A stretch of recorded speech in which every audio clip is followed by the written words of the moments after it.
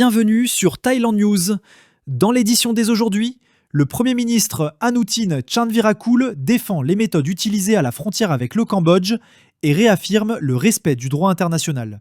15 provinces toujours touchées par les inondations avec une situation critique à Ayutthaya et Udon Thani. En Malaisie, le chef de la police de l'État de Kelantan appelle à la construction d'un mur à la frontière avec la Thaïlande pour lutter contre la contrebande et les inondations. À Songkhla, 2 grands festivals culturels, Diwali et le festival végétarien chinois, devraient attirer plus de 30 000 visiteurs et dynamiser l'économie locale. Et c'est parti!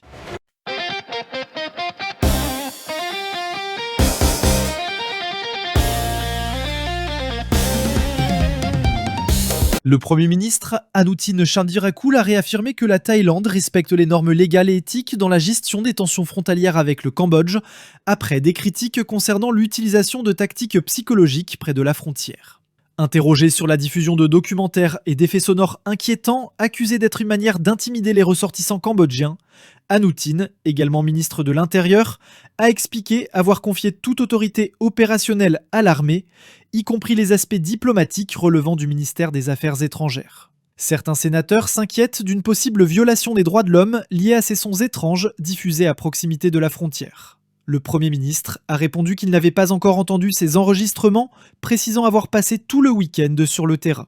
Il a toutefois insisté sur le fait que toutes les actions doivent rester dans le cadre de la loi, thaïlandaise comme internationale, et respecter les principes universellement reconnus. À la question de savoir si ces tactiques pouvaient nuire à l'image de la Thaïlande sur la scène internationale, Anutin a répondu « Nous protégeons notre souveraineté ». Dimanche soir, la diffusion à thème fantôme près de la frontière a été remplacée par un documentaire intitulé Camp 511, racontant l'histoire des réfugiés cambodgiens accueillis autrefois par la Thaïlande pour fuir la guerre civile. Présenté en khmer et publié sur la page Facebook de l'armée thaïlandaise, le film retrace la vie du camp de Nong Chan, installé il y a environ 40 ans pour abriter ces réfugiés. Un passage du film souligne « Nong Chan n'a pas seulement accueilli des étrangers, il leur a permis de cultiver, de travailler et de recommencer une vie. Mais certains ont refusé de rentrer chez eux, s'enracinant sur le sol thaïlandais, et aujourd'hui, ils cherchent à menacer les soldats thaïlandais. » Lundi, une équipe de déminage a découvert 2 nouvelles mines antipersonnelles dans la zone de Ban Nong Biakaeo, district de Kok Sung, dans la province de Sa Kaeo. Les inondations touchaient encore 15 provinces lundi, principalement dans la plaine centrale, avec une montée des eaux signalée à Ayutthaya et Udon Thani. Le département de la prévention et de l'atténuation des catastrophes a indiqué que 8 provinces de la plaine centrale étaient affectées. Uthai Thani, Chainat, Singburi, Angtong, Suphanburi, Ayutthaya, Pathom Thani et Nakhon Pathom. Ayutthaya est la seule province du centre où le niveau de l'eau continue d'augmenter et celle qui compte le plus de foyers touchés. 49 873 ménages répartis dans 12 districts, un record parmi les 15 provinces inondées du pays. Dans les 7 autres provinces du centre, les niveaux d'eau sont restés stables ou ont commencé à baisser. Dans le nord, les provinces de Phitsanulok, Sukhothai, Phichit et Nakhon Sawan ont également été touchées. L'eau reste stable à Nakhon Sawan, mais recule dans les 3 autres provinces. Dans le nord-est, des inondations sont signalées à Ubon Ratchathani, où le niveau reste stable, et à Udon Thani, où l'eau continue de monter. À l'est, seule la province de Chachoengsao reste touchée, mais le niveau de l'eau y est en baisse. Le chef de la police d'un État frontalier de Malaisie a renouvelé son appel à la construction d'un mur le long de la frontière avec la Thaïlande, affirmant que cette mesure servirait 2 objectifs à la fois.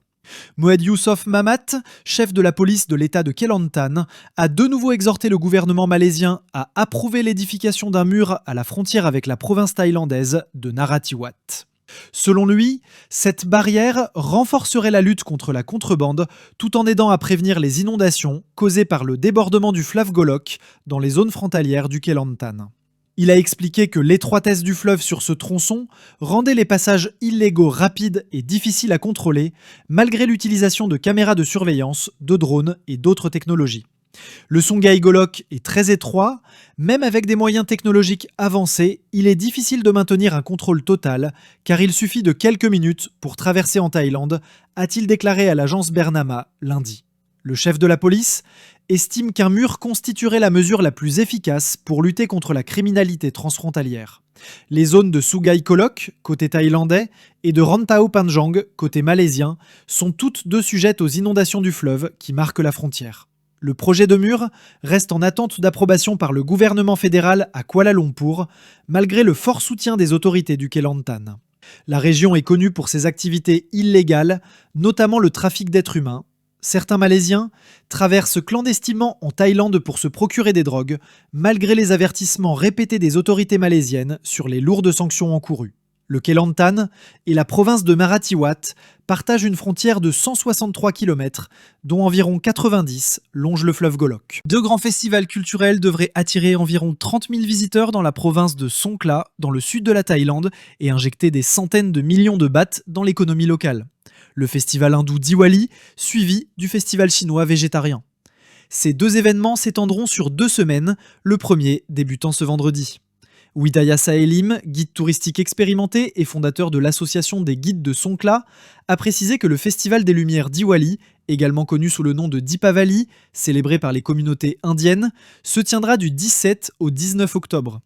Cette période de congé prolongée devrait attirer un grand nombre de touristes indo-malaisiens dans la ville de Hat Yai, située près de la frontière malaisienne. L'élan touristique se poursuivra avec le festival végétarien chinois du 20 au 29 octobre, marqué par des cérémonies méritoires, des marchés végétariens et diverses activités culturelles.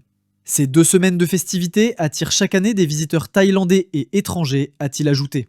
Chaque année, nous observons une hausse régulière des touristes malaisiens à cette période. Cette année, nous estimons environ 30 000 visiteurs, chacun dépensant en moyenne 5 000 bahts par jour, a indiqué Widaya. Même si les arrivées internationales n'ont pas encore retrouvé leur niveau d'avant la pandémie, les entreprises liées au tourisme restent solides dans la région, selon Nathanon Pongtaniawiria, président de la Chambre de commerce des provinces frontalières du Sud, Narathiwat, Patani et Yala. Il a souligné que le tourisme dans le Sud profond reposait principalement sur les expériences culturelles, religieuses, agricoles et gastronomiques. Le gouvernement soutient également les entrepreneurs locaux grâce à des prêts à faible taux d'intérêt et à des mesures pour éviter les créances douteuses, a-t-il ajouté.